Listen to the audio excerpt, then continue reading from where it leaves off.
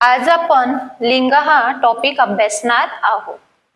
बघा, ज्या नामावरून आपल्याला नर जातीचा म्हणजेच पुरुष जातीचा बोध होतो त्याला पुल्लिंगी असे म्हणतात। बघा, ज्या नामावरून आपल्याला मादी जातीचा म्हणजेच स्त्री जातीचा बोध होतो त्याला स्त्रीलिंगी असे म्हणतात। बघा, पुल्लिंगीमध्ये आपल्याला पुरुष जातीचा म्हणजेच उदाहरणार्थ रमेश, रमेश हा पुरुष आहे म्हणजेच तो पुल्लिंगी शब्द आहे। स्त्रीलिंगी उदाहरणार्थ रमा। बघा, याच्यावरून आपल्याला स्त्री आहे हे माहिती होतं, म्हणून या नामाला स्त्रीलिंगी शब्द असे म्हणतात। नपुसकलिंग, बघा, ज्या नामावरून आपल्याला स्त्री जातीचा आणि पुरुष जातीचा दोन्ही जातींचा बोध होत नाही अशा शब्दांना नपुसकलिंग असे म्हणतात। बघा, यामध्ये उदाहरणार्थ झाड।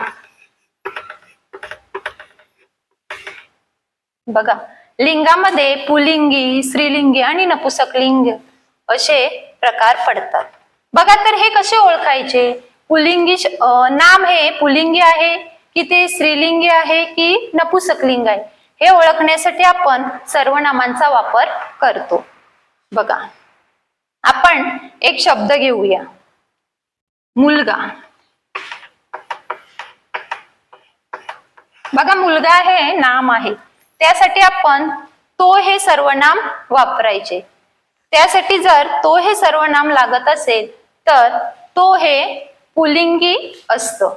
बघा, ज्या शब्दांना तो हे सर्वनाम लागतं त्या शब्दांना पुल्लिंगी शब्द असे म्हणतात। रमेश, पुन्हा कुत्रा। आपण हे शब्द दाखवताना किंवा बोलताना तो कुत्रा, तो मुलगा असा वापर, तो या सर्वनामाचा वापर करतो, म्हणजेच हे शब्द कोणते झाले? पुल्लिंगी शब्द। बघा, पुढे ती, मुलगी,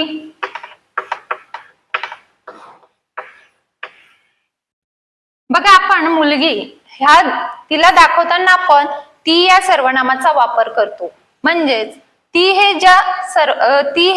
ज्या नामांना सर्वनाम लागतं त्यांना स्त्रीलिंगी शब्द असे म्हणतात। उदाहरणार्थ आणखीन गाडी, आपण ती दाखवताना किंवा बोलताना ती गाडी असे बोलतो, म्हणजेच हे शब्द स्त्रीलिंगी आहेत। बघा, आता ते हे नपुसकलिंग शब्दांसाठी लागतं। उदाहरणार्थ घर, घर दाखवताना आपण तो किंवा तीचा वापर करत नाही, त्यांना तो किंवा ती हे सर्वनाम लागत नाही, तर त्यासाठी ते हे सर्वनाम लागतं। आपण घर दाखवताना ते घर अशा प्रकारे दाखवतो। उदाहरणार्थ फूल, ते फूल। अशा प्रकारे ज्या शब्दांना ते हे सर्वनाम लागतं त्यांना नपुसकलिंग असे शब्द म्हणतात। बघा, आपल्या लक्षात आलं असेल, तो हे सर्वनाम पुल्लिंगी शब्दांसाठी लागतं, ती हे स्त्रीलिंगी शब्दांसाठी लागतं, ते हे नपुसकलिंग शब्दांसाठी लागतं। बघा, पुल्लिंगी, स्त्रीलिंगी आणि नपुसकलिंग आपण 3 प्रकार बघितले। आता आहे उभयलिंगी। बघा, उभयलिंगी म्हणजे काय? ज्या नामावरून आपल्याला स्त्री जातीचा व पुरुष जातीचा दोन्ही जातींचा बोध होतो अशा शब्दांना उभयलिंगी शब्द असे म्हणतात। बघा, त्याच्यामध्ये त्यांना तोही आणि ती हे दोन्ही सर्वनाम लागतात असे शब्द। उदाहरणार्थ वेळ, तो वेळ,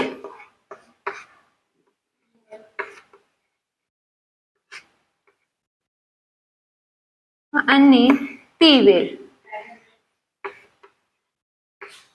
बघा, या शब्दाला तोही लागतो आणि ती हे दोन्ही सर्वनाम लागतात, म्हणजेच हा पुरुषी आहे आणि हा स्त्रीही आहे।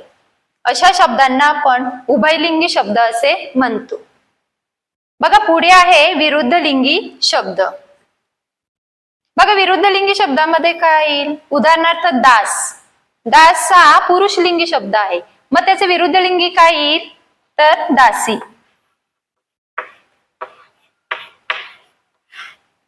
बैल, बैलाचं विरुद्ध लिंग काय येईल तर गाय.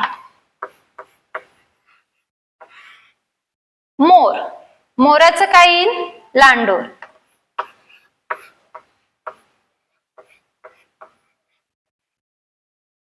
नवरा हा पुरुषलिंगी शब्द आहे, मग त्याचं विरुद्ध लिंगी स्त्रीलिंगी करायचं झालं तर काय येईल नवरी.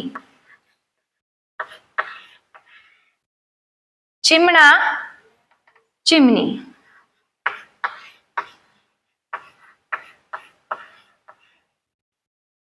बघा असे खूप भरपूर सारे शब्द आहेत की त्यांचं पुल्लिंगीचे स्त्रीलिंगी होतात. अशा शब्दांना विरुद्ध लिंगी शब्द असे म्हणतात. बघा पुढचा टॉपिक आहे सामासिक शब्द. तर सामासिक शब्द कसे ओळखायचे? बघा इथे दोन नामं एकत्र आली आहेत, मीठ आणि भाकरी, मीठ भाकरी. मग यामध्ये लिंग कसं त्यांचं ओळखायचं तर या शब्दांना सामासिक शब्द असे म्हणतात.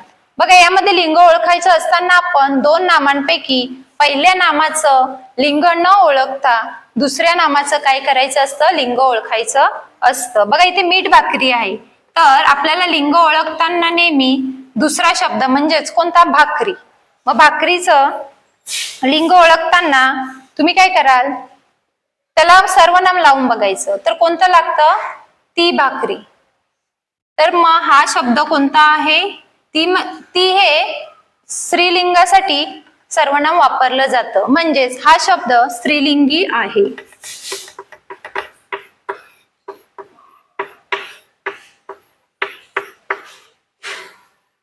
बघा पुढे आहे पाणीपुरी. मग आता इथे पाणी आणि पुरी दोन नामं आली आहेत. मग आता आपण एवढ्यातच बघितलं की नेहमी दोन नामं एकत्र आली असताना त्याच्या शेवटच्या नामाचं काय करायचं लिंग ओळखायचं. मग पुरीसाठी काय लागेल ती पुरी, मग हे पण काय आहे स्त्रीलिंगी आहे.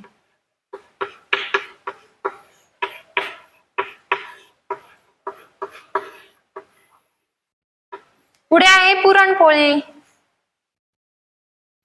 पोळी. मग पोळीसाठी कोणतं सर्वनाम लागेल तर ती पोळी, म्हणजेच आई शब्द स्त्रीलिंगी आहे. बघा सामासिक शब्दांसाठी नेहमी दोन नामं एकत्र जोडून आलेले असतात. त्यामध्ये आपल्याला पहिल्या नामाचं लिंग न ओळखता जे दुसरं नाम असतं त्या नामाचं लिंग काय करायचं असतं नेहमी ओळखायचं असतं. बघा लिंगासाठी एक नियम लागतो, जर नाम जर अनेक वचनी असेल तर त्याचं प्रथम आपण एक वचन करून नंतरच त्याचं लिंग शोधायचं असतं. बघा उदाहरणार्थ झाडे, झाडे हा अनेक वचनी काय आहे शब्द आहे. झाडे म्हणजे अनेक झाडे आली, मग त्यासाठी आपल्याला प्रथम त्याचं एक वचन करून घ्यायचं. मग झाडे, झाडेसाठी एक वचन काय होईल झाड, आणि मग नंतर झाडासाठी कोणतं लिंग लागेल तर ते झाड, म्हणजेच नपुसकलिंग. तर झाड हा शब्द नपुसकलिंग आहे. बघा पुढे दिले आंबे, अनेक आंबे आहेत, हे अनेक वचन आहे. मग त्याचं प्रथम आपण एक वचन करून घ्यायचं, आंबेचं आंबा. आंबा या शब्दाला तो हे सर्वनाम लागतं, तो आंबा. तर हा पुल्लिंगी शब्द आहे. बघा पुढे घरे दिले, घरे म्हणजेच अनेक घरे आहेत, म्हणजेच हा शब्द अनेक वचन आहे. प्रथम त्याचं आपण एक वचन करून घ्यायचं, घरेचं घर. त्यासाठी ते हे सर्वनाम लागतं, म्हणजेच ते घर. तर हा नपुसकलिंग शब्द आहे. बघा अशा पद्धतीने आपण स्त्रीलिंगी, पुल्लिंगी व नपुसकलिंग, उभयलिंगी, सामासिक शब्द, विरुद्ध लिंगी शब्द असे पाहिले आहेत. आता आपण काही उदाहरणे बघूया. बघा अधोरेखित नामाचे लिंग ओळखा. पहिलं उदाहरण आहे तिची वही हरवली. बघा अधोरेखित शब्द कोणता आहे? वही. मग वही हा शब्द कोणता असेल बरं? त्याला कोणतं लिंग लागेल? तर ती वही. ती म्हणजे हे सर्वनाम, ती हे सर्वनाम लागतं ना. मग हा शब्द कोणता झाला? ती साठी स्त्रीलिंगी. हा शब्द कोणता आहे? तर स्त्रीलिंग. कोणता शब्द आहे? स्त्रीलिंगी शब्द आहे. दुसरा प्रश्न आहे बागेत फुले उमलली. बघा बागेत फुले उमलली तर फुले या शब्दाखाली काय आहे? अधोरेखित केलेलं आहे. तर फुले, तर यामध्ये बघा फुले हा शब्द एक वचन आहे की अनेक वचन आहे? तर हा शब्द अनेक वचनी आहे. तर प्रथम आपल्याला त्या शब्दाचं काय करायचं आहे? एक वचन करायचं आहे. फुलेचं काय येतं? फूल. बघा फूल या शब्दासाठी कोणतं सर्वनाम लागेल? तर ते फूल. तर हा नपुंसकलिंग शब्द आहे.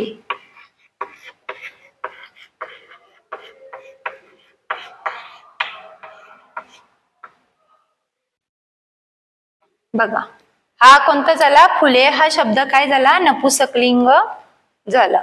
पुढचा आहे मला बाजारात जायचे आहे. कोणत्या शब्दाखाली अधोरेखित केलंय? बाजारात.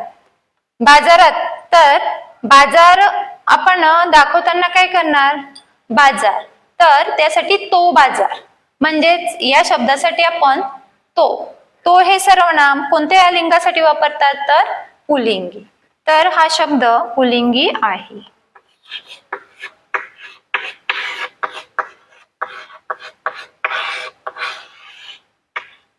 बघा पुढचा प्रश्न आहे भारतात शहरापेक्षा खेडी जास्त आहेत. बघा खेडी हा शब्द दिलेला आहे. तर खेडी हा अनेक वचनी शब्द आहे. प्रथम आपल्याला त्याचं एक वचन करून घ्यायचं. खेडीचं काय येईल? खेड.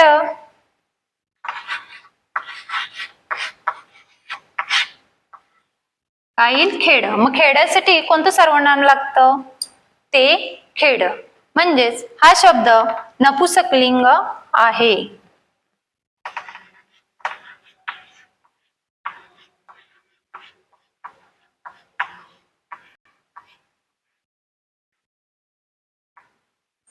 बघा हा शब्द काय झाला? नपुंसकलिंग. याच्यामध्ये आपण उदाहरणं बघितली. तिची वही हरवली. वही या शब्दाला कोणतं लिंग लागतं? ती. म्हणून हा स्त्रीलिंगी शब्द झाला. बागेत फुले उमलली, तर अनेक वचनाचं आपण काय केलं? एक वचनी शब्द करून घेतला आणि त्यानंतर त्याचं काय लिंग आलं? तर नपुंसकलिंग. मला बाजारात जायचं आहे. बाजार. मग बाजाराचं कोणतं येतं? तर त्याला तो हे सर्वनाम लागतं, म्हणून हा पुल्लिंगी शब्द आहे. भारतात शहरापेक्षा खेडी जास्त आहेत. तर खेडी हा शब्द अनेक वचनी आहे, कारण की अनेक खेडी आली आहेत. मग प्रथम आपण त्याचं काय केलं? एक वचन करून घेतलं, खेड. आणि मग त्यासाठी ते हे सर्वनाम लागतं, म्हणून हा शब्द नपुंसकलिंग आहे. बघा पुढचा प्रश्न आहे पुढील शब्दाचा विरुद्धलिंगी पर्याय निवडा. बघा शब्द दिलेला आहे अध्यक्ष, तर त्याचं विरुद्धलिंगी या 4 पर्यायापैकी आपल्याला काय करायचा असतो? पर्याय शोधायचा असतो.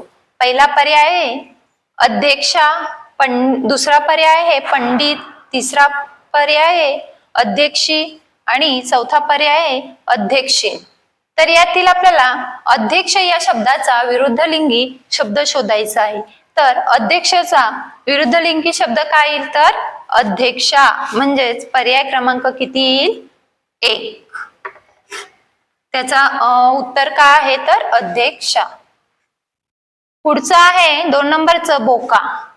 तर त्यासाठी पर्याय दिलेले आहेत बोकीन, बोकीन, तिसरा आहे मांजर आणि चौथा आहे माऊ. तर यामधील बोका या शब्दाचा आपल्याला विरुद्धलिंगी शब्द शोधायचे. बोका, तर बोकासाठी मांजर हा विरुद्धलिंगी शब्द आहे. मग आपल्याला परीक्षेमध्ये अशा पद्धतीने पर्याय एक शब्द दिला असेल, त्यासाठी पर्याय दिले असतील व त्यातील आपल्याला पर्याय निवडून त्याचा विरुद्धलिंगी शब्द निवडायचा आहे.